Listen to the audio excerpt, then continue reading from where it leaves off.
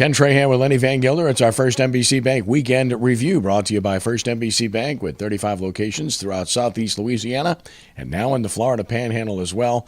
That's First NBC Bank, proud sponsor of SportsNola.com. The New Orleans Pelicans are back in action on the road, playing back-to-backs. They're in Milwaukee before they play another. Then they have some days off, and of course they're coming off of a huge win over Memphis this past Saturday night. Lenny, I hate to say it, but it was almost predictable. After they didn't show up Friday night against a lesser team, it really has the classic markings of an immature team that was looking ahead to play Memphis on Saturday. You know, I think, and we'll touch on LSU in a minute, but I think the Pelicans and LSU at times have some of the same issues in that you see them play better against the better teams on their schedule. And you're right, whether you want to call it a look ahead or just playing to the level of your competition or whatever it is, you know, as a result, they let one get away Friday night, but got it back Saturday. They could be sitting in the 8th spot right now if they won that game Friday night. Of course, there's still plenty of basketball to be played this year. But you've got to take advantage of every opportunity. There's only 82 of them on the schedule. And that only 82 is kind of funny to say. But still, that one time you don't, when you miss the playoffs by one game, you regret that one. That's pretty interesting because I said the exact same thing on WRNO earlier this morning about equating the Pelicans to LSU. Very similar. We'll see how the Pelicans are able to sort this out on the road. And, of course, Oklahoma City won last night, so a game ahead of the Pelicans and still very close for that final spot in the West. As for LSU basketball, since you touched on it, big win at Arkansas. Go figure. They did it without Jordan Mickey and played great. Almost let it get away, but Keith Hornsby, it's a big triple as time expires, and the Tigers get a huge win, and they're in the NCAA now. I think they are. I don't think it matters what happens this week. You know, what I want to see, and you look ahead to the quarterfinal round on Friday, you're looking at a potential LSU-Texas A&M game, and A&M has beaten LSU twice this year. A&M right now is possibly on the outside looking in. It could mean a lot more to A&M than it means to LSU, but at the same time, you know, LSU's been in a position to win both games against A&M this year. Will they come out, you know, with that chance and knowing you've got a potential semifinal game and another shot, you know, at knocking off the 800-pound gorilla in Kentucky in the semifinals. So, you know, let's see how this week plays out for LSU.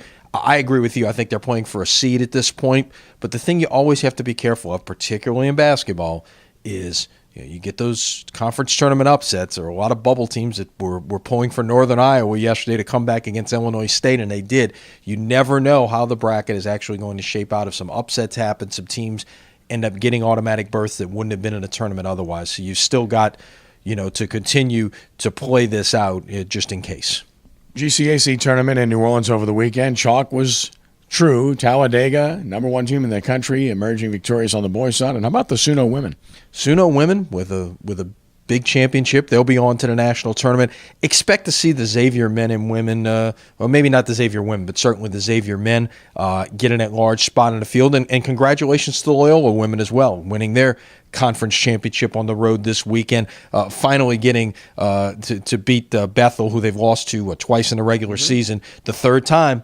You know, talk about LSU A&M. It's hard to beat a team 3 times in one season, and Bethel found that out against Loyola. Yeah, Bethel, the number 2 team in the country. Loyola will be a top 10 seed in the national tournament after going to the quarterfinals a year ago. College baseball and a big weekend for LSU. The Tigers went to the Houston Classic, and they won all 3 because they only gave up 4 runs in 3 games. And when you pitch like that, you're going to win. They beat good opposition. This only helps them. It does, and the other thing I would say about this weekend, first of all, LSU up to number 4 in the first poll out on Monday. The D1 baseball rankings are out. LSU moves up from 7 to 4. 5 of the top 7 teams in the nation, by the way, from the Southeastern Conference. Give you an idea how strong the SEC is, at least as it stands at the moment. But the other thing that was impressive about this weekend is how many LSU fans showed up at Minute Maid Park. And you've got to believe if you're the Astros and the organizers of that tournament, you're finding every way to get LSU back to Houston as soon as possible. This talk could happen as soon if they can juggle some things in their non-conference schedule as soon as a couple of years from now. Yeah, and that's one team I think that would say yes if they got asked again. They had a good experience over there. Tulane, a rough weekend. You were out there, and Gonzaga must be pretty good. They beat the Wave 2 out of 3. Yeah, Gonzaga pitched well and got some key hits. And, look, it's a 56-game season in baseball, and you're going to have some dips in the offense and things like that. Tulane's not swinging the bats that well right now. And I mean, the hitting is going to come and go. Your defense is going to be constant. I would think your pitching is going to be constant. And one very impressive thing over the weekend, you talk about pitching for Gonzaga. Emerson Gibbs, he is back. He pitched solidly in that start in the middle of the week against UNO a couple of weeks ago. He pitched 7 solid innings of relief. Don't be surprised if he ends up in the weekend rotation as soon as this week. A couple of losses for Delgado and for UNO over the weekend in college baseball as well. Of course, the New Orleans Saints free agency impending now. It's about to happen, and Mark Ingram is back 4 years, reportedly $4 million a year. And no surprise after they let Pierre Thomas go that they would put this emphasis on Ingram.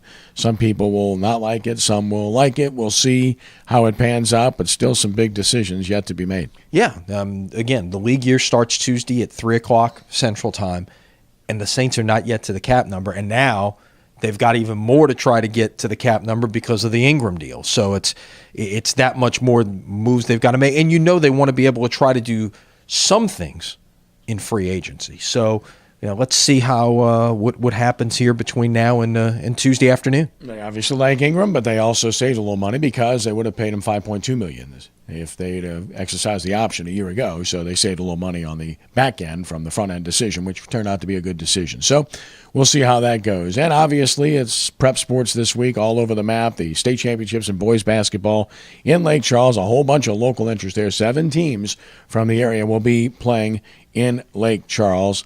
And, of course, our first NBC showcase continues with baseball, hopefully, on Tuesday night. Yeah, stay tuned. We'll have more on that exactly. If we're able to get started this week, unfortunately, the weather forecast looks a little ominous, but stay tuned. We'll have more news coming up on that. All right, look forward to that. Should be a great week. Lenny, as always, thanks for the visit. Have a great week. All right, see you later this week. That's our First NBC Bank Weekend Review, brought to you by First NBC Bank with 35 locations throughout Southeast Louisiana and the Florida Panhandle. That's First NBC Bank, proud sponsor of SportsNola.com. For Lenny, I'm Kenny. Have a great week and God bless.